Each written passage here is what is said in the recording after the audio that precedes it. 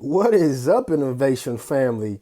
Let's do a quick tutorial on how to change a headlight bulb on the 2017 Dodge Charger Daytona.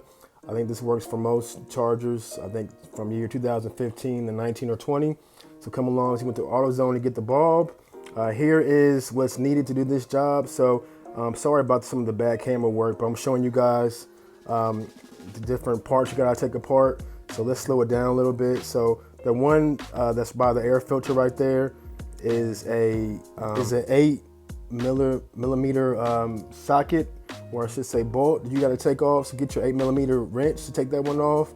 And the one for the air filter is going to be for the little hose is going to be just a regular flat screwdriver, flathead. Here goes the bulb. I got it out.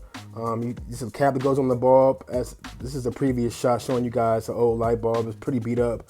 Not sure what happened, but this is a Sylvania 9005 is a part number for this one.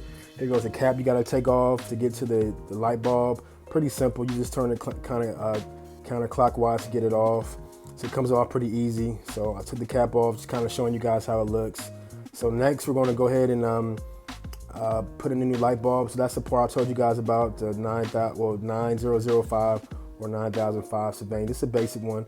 I went with basic because this one has the LED lights that go around, like the angel lights that go around the headlights. It's pretty good as far as the lighting at nighttime.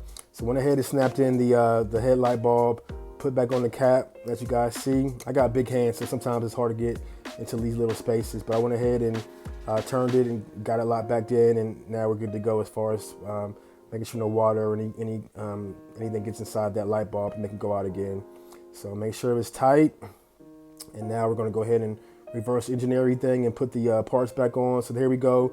It's an 8 millimeter bolt that needs to be put back in and tighten up. So I'm going ahead and use the socket to knock that out and tighten it up.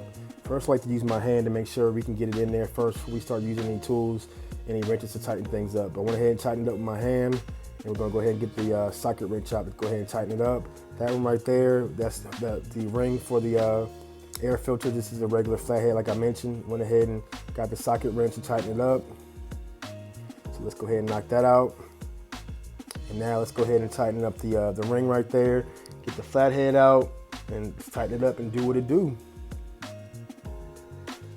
So it's pretty quick overall. It took me probably about 10 minutes once I got all my tools together and start taking everything apart. You guys may already have like the original factory air filter, so it might be a little different for you.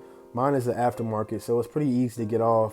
I need to actually order a new air filter here shortly to replace the one that you guys have seen just looked at. But overall, I would give this job out of a 1 through 10 as far as hard to easy. I would give it a pretty much a 10 as far as being easy. Anybody can do it. Doesn't take a rocket scientist to do these things. Making sure my work is all right and tightened.